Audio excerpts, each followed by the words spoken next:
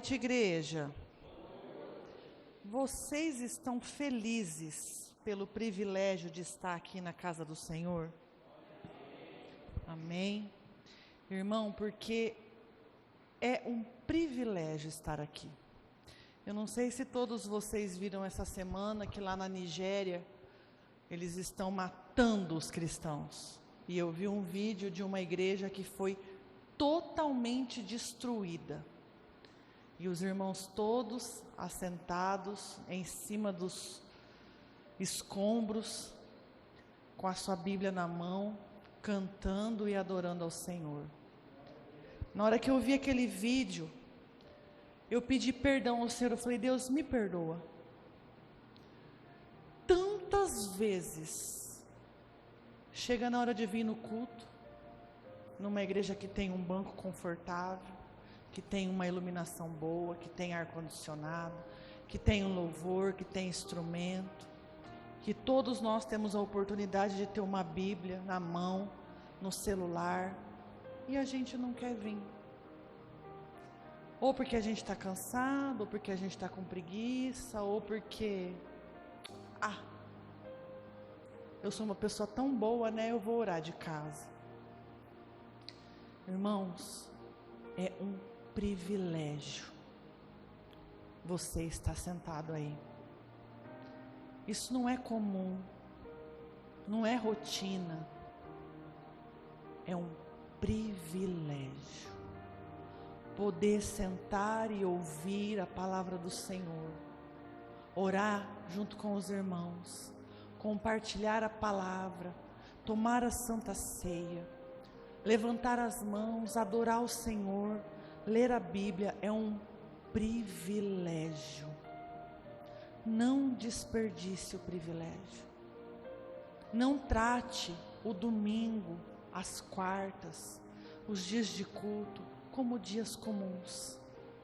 Desfrute desse privilégio que nós temos. Quando a gente for embora para nossa casa, não vai ter ninguém com uma arma apontada na nossa cabeça, querendo nos matar só pelo simples fato da gente servir Jesus. Desfrute disso, irmãos. Amém? Glória a Deus. Você está feliz pelo privilégio de estar na casa do Senhor? Amém? Abra comigo a sua Bíblia no livro de Mateus. Mateus, capítulo 5. Eu quero ler um texto muito conhecido. Mateus, capítulo 5, versículo 1.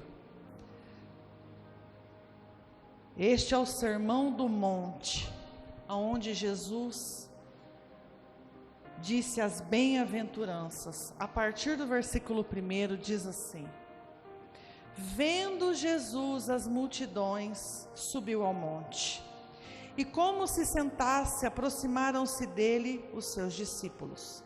E ele passou a ensiná-los, dizendo: Bem-aventurado os humildes de espírito, porque deles é o reino dos céus.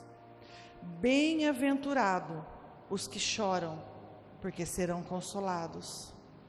Bem-aventurado os mansos, porque herdarão a terra. Bem-aventurado os que têm fome e sede de justiça, porque serão fartos.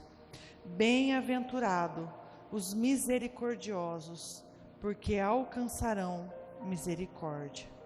Bem-aventurado os limpos de coração, porque verão a Deus. Bem-aventurado os pacificadores, porque serão chamados filhos de Deus. Bem-aventurados os perseguidos por causa da justiça, porque deles é o reino dos céus.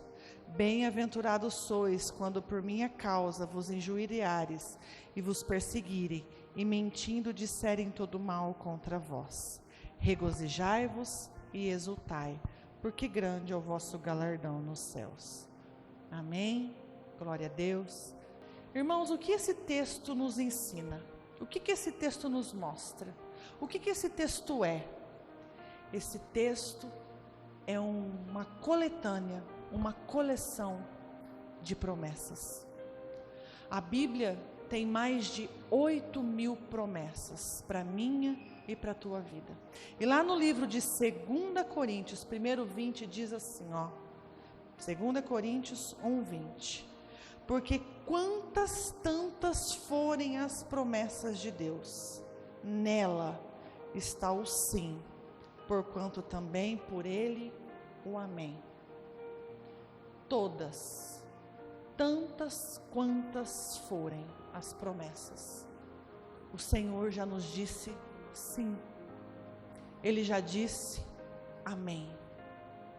Ele já nos entregou, nos confiou, já está preparado para mim e para você, tantas quantas forem. 1, 20, 47, 83, 2.000, 8.000, tantas quantas forem, Ele já nos deu o sim. Agora a pergunta que você e eu fazemos sempre: por quê?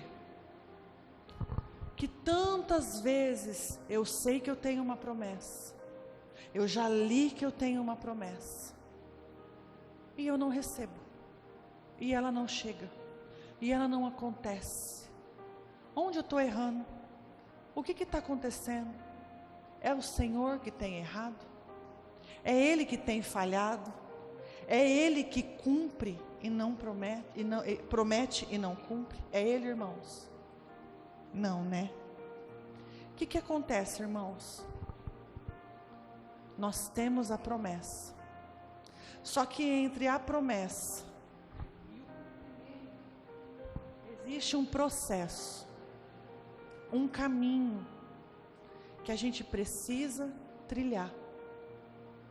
E quando a gente não cumpre esse caminho, quando a gente não ouve as instruções que a gente tem que pôr em prática durante o processo, a promessa está ali, feita, mas a gente não alcança ela. Porque não é só o simples fato de o Senhor prometer, a parte dele Ele já fez, Ele já prometeu. Receber é a nossa parte. Estar preparado para tomar posse é a nossa função, irmãos. Se nós não estamos preparados, nós não recebemos. Quem aqui tem coragem de dar a chave do seu carro agora e deixar qualquer criança lá da escolinha dar uma voltinha? Ninguém. Talvez nós, como pais, com filhos pequenos, em nome de Jesus, já temos a bênção de poder dar um carro para o nosso filho antes mesmo dele ter idade para dirigir. Isso não significa que ele pode dirigir.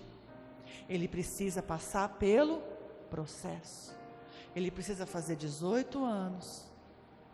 Ele precisa fazer aulas. Ele precisa fazer uma prova. Ele precisa ter experiências. E aí, ele vai dirigir. É a mesma maneira com a gente, irmãos. O nosso carro já está comprado. O Senhor já tem o nosso carro comprado. Mas nós precisamos estar preparados, habilitados para dirigir. Abra comigo a sua Bíblia no livro de Josué 21, 45. Josué 21, 45 fala assim: nenhuma promessa falhou de todas as boas palavras que o Senhor falara à casa de Israel. Tudo se cumpriu. Esse versículo aqui ele foi escrito depois que o povo entrou na terra prometida. Tudo, todas as boas palavras que o Senhor disse à casa de Israel, tudo se cumpriu.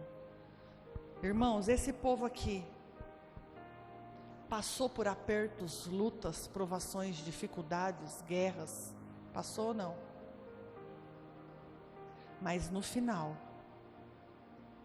todas as palavras que o Senhor falou para ele se cumpriu. Só que para isso, irmãos, nós precisamos aprender a nos preparar para receber a promessa. Como que a gente se prepara para receber uma promessa? Porque as promessas, elas já estão aí. Nós acabamos de ler. Bem-aventurados que choram, porque eles vão ser consolados. Bem-aventurados os mansos, porque eles herdarão o reino dos céus. É ou não é? Nós já recebemos a promessa. Como que a gente se prepara? Nesse versículo 45, o Senhor nos ensina que para a gente se preparar para receber a promessa, a gente precisa confiar. É fácil confiar, irmãos? Não. Quarta-feira aqui, eu falei para os irmãos que estavam aqui que nós somos uma geração de cristãos que não acreditam em Deus. Não, eu acredito. Não, nós não acreditamos em Deus. Porque nós não confiamos. Irmãos, qualquer luta e dificuldade que acontece, a primeira coisa que nós fazemos é entrar em desespero. Chegou uma conta nova, uma fatura que a gente não esperava, a gente não confia que Deus tem um plano. A gente vai olhar na conta para ver quanto a gente tem de saldo. A gente fica vendo quais são as possibilidades, aonde a gente pode arrumar o dinheiro, o que a gente pode vender, para quem que a gente pode pedir emprestado, porque nós não confiamos em Deus. Nós somos uma geração que não acredita em Deus. Nós precisamos confiar, irmãos. Josué declarou nesse versículo aqui que nenhuma promessa falhou. Eles confiaram. Eles enfrentaram lutas, provas, perseguições, mas eles confiaram. Eles confiaram em Deus. Em Números 23:19 diz que o Senhor não é homem que minta, nem filho do homem, para se arrepender, para não cumprir. Por qual motivo Ele não cumpriria na minha e na tua vida, sendo que Ele prometeu? O povo murmurou no deserto? Reclamou do maná? Sim, mas ainda assim a promessa se cumpriu, porque Deus cumpre aquilo que Ele fala. Mas nós precisamos confiar. Não duvide, irmãos. Não tenha dúvida do Deus que fez as promessas. Nós também precisamos nos prepararmos no secreto. Abra sua Bíblia comigo no livro de Ester. Ester 2, versículo 12.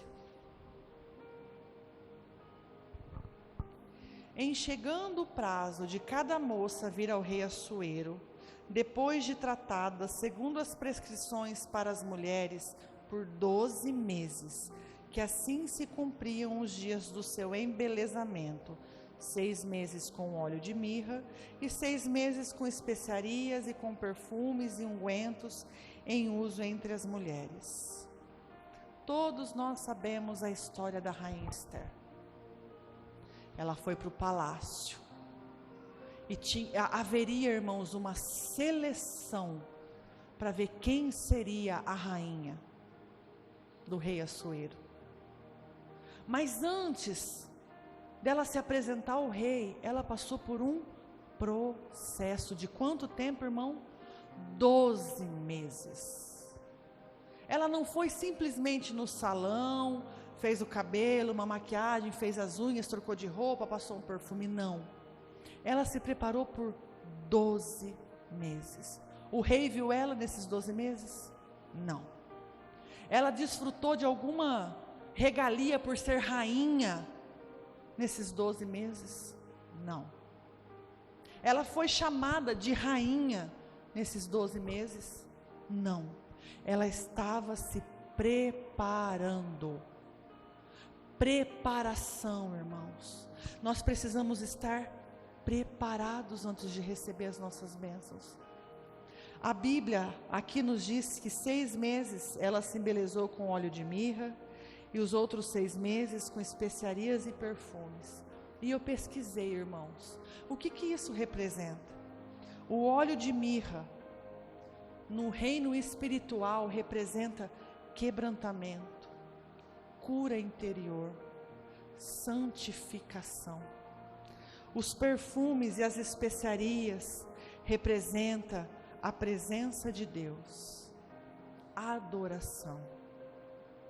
Nós temos dedicado tempo em adoração, em estar na presença de Deus, em deixar Ele curar o nosso interior, nos santificar. Como que nós vamos receber a cura no nosso casamento, se nós não conseguimos sarar as feridas de relacionamentos anteriores? E isso vamos em todas as outras áreas. Precisamos estar preparados, aonde ninguém está vendo, aonde só o Senhor vê, aqui, a nossa mente, o nosso coração, a nossa alma. A gente precisa estar curado, irmãos, dos nossos traumas, das nossas feridas, para receber promessas. Se Esther não tivesse passado por esse processo de embelezamento, de tratamento, talvez ela não teria sido escolhida, porque ela não foi escolhida só pela sua beleza, ela foi escolhida pelo que aquele tempo fez lá dentro dela. Para a gente viver promessas, nós precisamos nos preparar no secreto. Não rejeite o tratamento de Deus. Dói ser tratado, dói ser curado. Todo mundo aqui já viu quando uma pessoa, já viu não, já sabe como que funciona quando uma pessoa sofre queimadura. A pele queimada precisa ser arrancada, para vir aí uma pele nova. Será que dói? Claro que dói. Ser curado dói. Ser tratado dói. Ser limpo dói. Mas nós precisamos ser preparados para receber a promessa. E nós também precisamos, irmãos, nos preparar em obediência. Abra comigo Ruth, o livro de Ruth, versículo 3, capítulo 3 ao 5. Ruth 3, 3. Banha-te, unge-te e põe os teus melhores vestidos e desce à eira. Porém, não te des a conhecer ao homem, até que tenha acabado de comer e beber. Quando ele repousar, notarás o lugar em que se deita. Então chegarás e lhe cobrirás os pés e te deitarás, e ele te dirá o que deves fazer.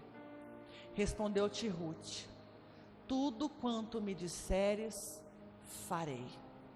Quem disse essas palavras a Ruth? Sua sogra, Noemi. As duas viúvas, as duas pobres. Ruth, estrangeira na terra onde ela estava. Nós vemos o livro de Ruth e nós sabemos que para elas se alimentarem, elas pegavam as espigas que iam caindo no caminho. Quando a sua sogra Noemi, instruída pelo Senhor, pede para que Ruth se banhe, se arrume e vá lá se deitar aos pés de Boaz, o que Ruth faz? Obedece. E a obediência de Ruth levou ela aonde, irmãos? A se casar com Boaz e estar na linhagem do Messias. Se Ruth não tivesse ouvido a sua sogra, que foi instruída pelo Senhor, elas iriam continuar na miséria, porque nós sabemos qual é o destino das viúvas em Israel. Elas viram pedintes. Por quê, irmãos? O homem é o provedor, cuidador, protetor das mulheres. E elas não tinham quem as protegesse, quem as cuidasse, quem as sustentasse. Instruída pelo Senhor, Noemi aconselha Ruth e Ruth obedece. A obediência, irmãos, abre portas que as nossas forças não abrem. É obedecendo a Deus. Eu sempre falo aqui que a obediência antecede a bênção. Sem obedecer, nós não vamos ver as promessas se cumprir. Que pai aqui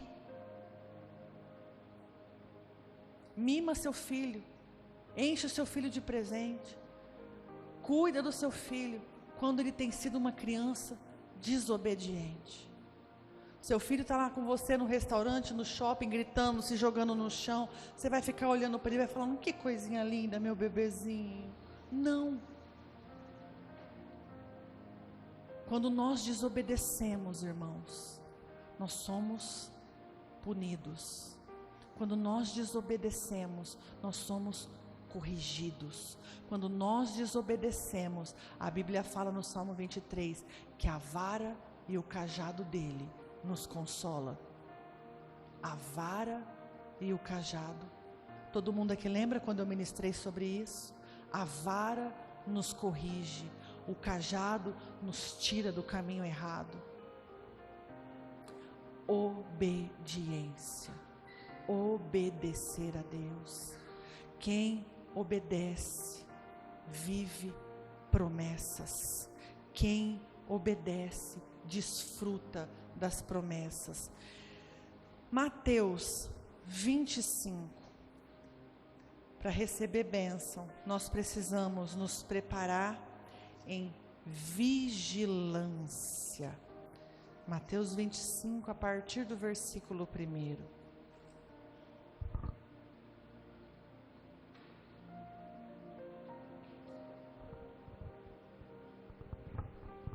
25, a partir do versículo 1, diz assim: Então, o reino dos céus será semelhante a 10 virgens que, tomando as suas lâmpadas, saíram a encontrar-se com o noivo. 5 dentre delas eram nécias e 5 prudentes. As nécias, ao tomarem as suas lâmpadas, não levaram azeite consigo.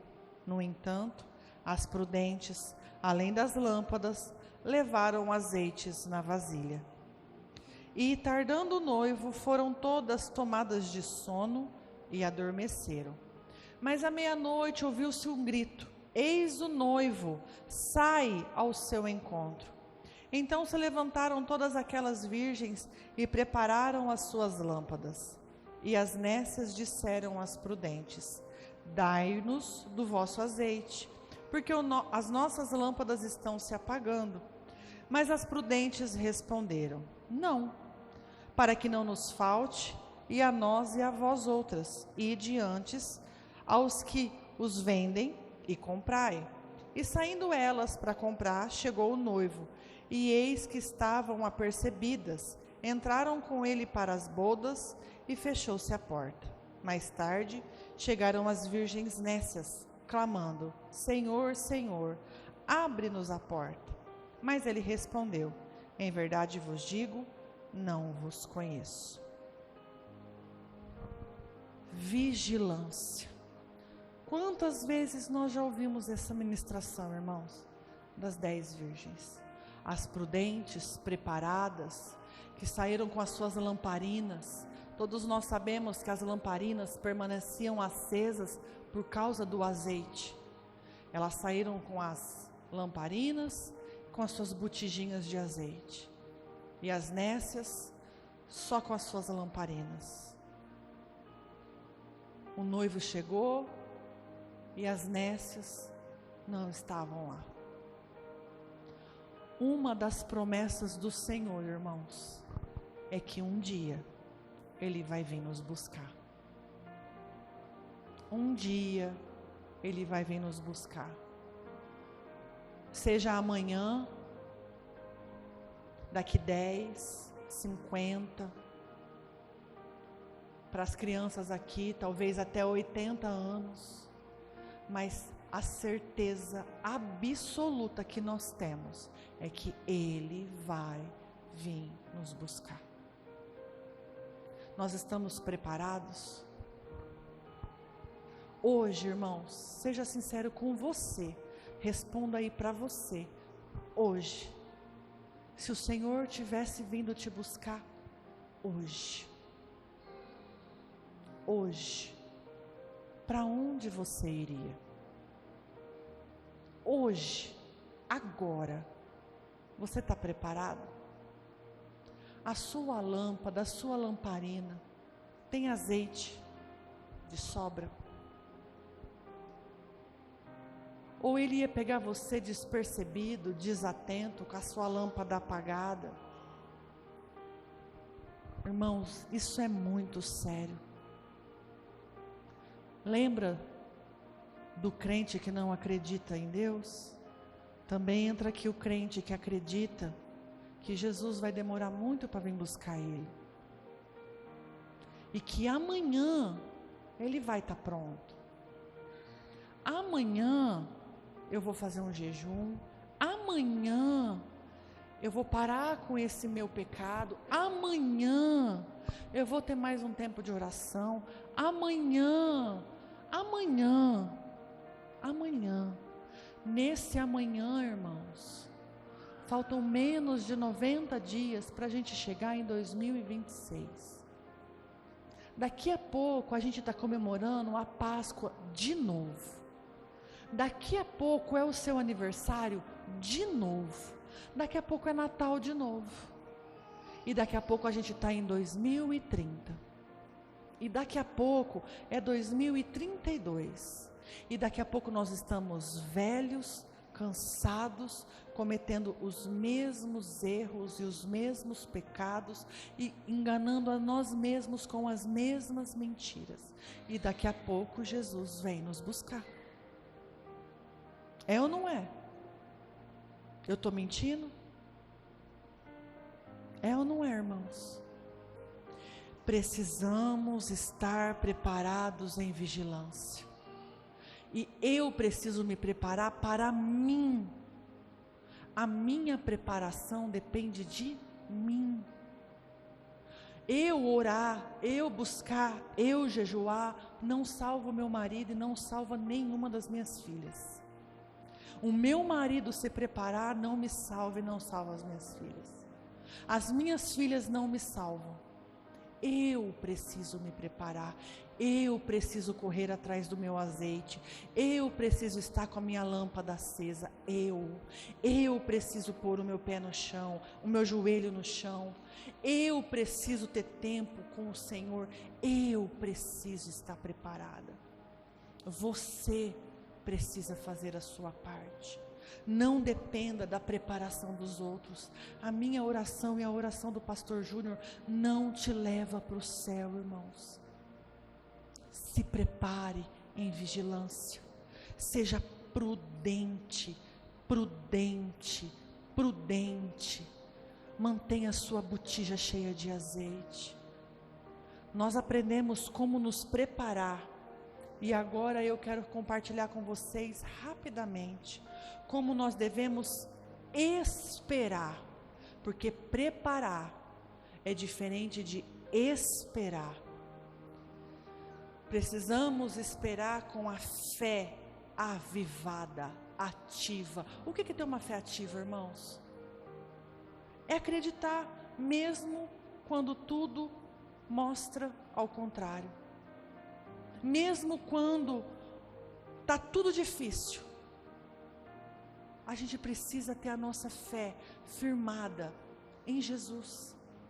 Quarta-feira eu li aqui Josué 21, aonde falava que o povo, Josué 21 não, irmãos, perdão, Josué 21 eu li agora, eu li Jeremias 29, quando o povo foi cativo na Babilônia. Jeremias, instruído pelo Senhor, escreve uma carta para o povo que está lá cativo na Babilônia. Porque o povo acreditava que aquele tempo de cativeiro seria pequeno, porque eles estavam ouvindo os falsos profetas.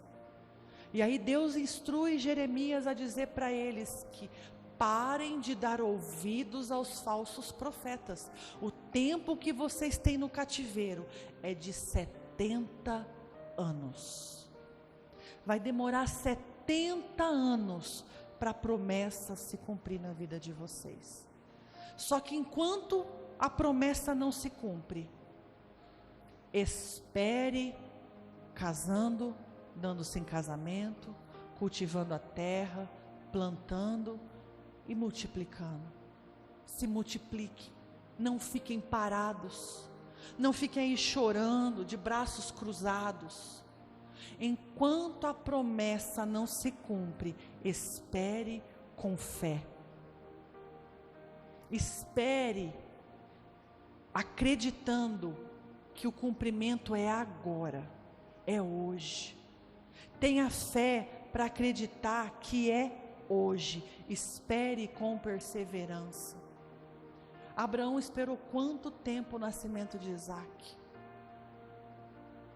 José esperou quanto tempo até se tornar governador? Perseverança.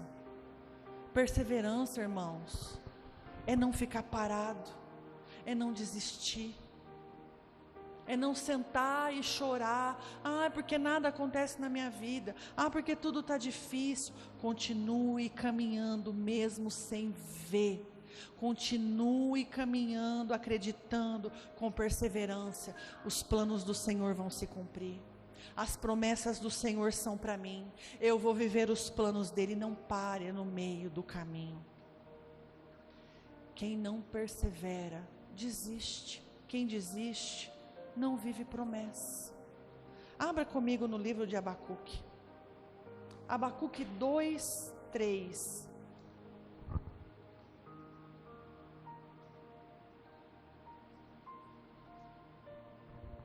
Abacuque 2:3 diz assim: porque a visão ainda está para cumprir-se no tempo determinado, mas a pressa para o fim, e não falhará.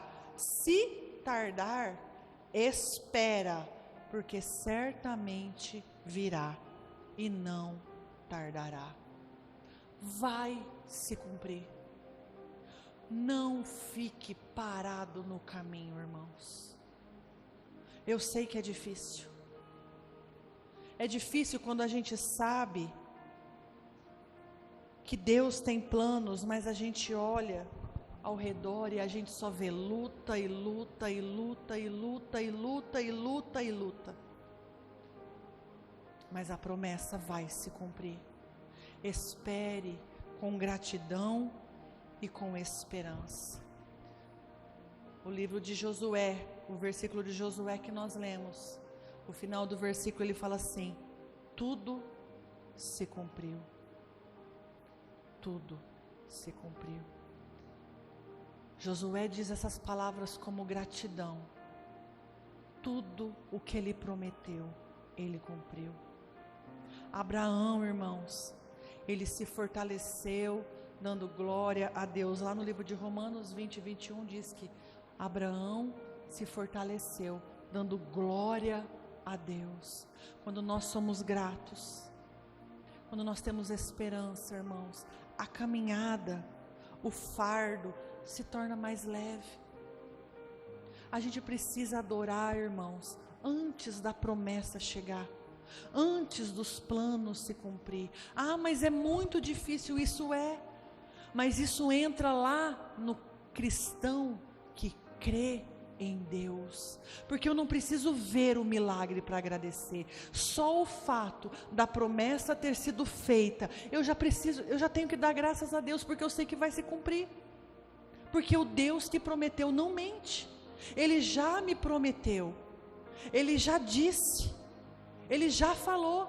Adore, seja grato antes de receber a bênção. O grupo de louvor pode subir. Não fique esperando, irmãos. Amanhã, quando acontecer, aí eu vou dar graças a Deus. Amanhã, quando acontecer, aí eu vou ver que Deus é bom. Ele é bom. A promessa se cumprindo ou não, Ele é bom. O plano dele se cumprindo ou não, Ele é bom. As promessas demorando ou não, Ele continua sendo bom, irmãos. Ele não volta atrás nas suas palavras. Ele tem promessas para mim e para você. Ele tem planos para mim e para você. Planos de paz, planos de prosperidade, planos de saúde, promessas de vida plena. Ele tem planos para os nossos filhos. Ele tem planos para o nosso casamento. Ele tem planos para a nossa vida sentimental. Ele tem planos para a nossa vida financeira. Ele tem promessas sobre os nossos bens. Irmãos, Ele tem planos. Ele tem promessas para mim e para você. Se posicione, se prepare, espere da maneira correta, para que você desfrute uma a uma de todos os planos que Ele tem, tantas quantas forem. Ele já tem o sim e o amém, tantas quantas forem. Amém? Se coloque de pé.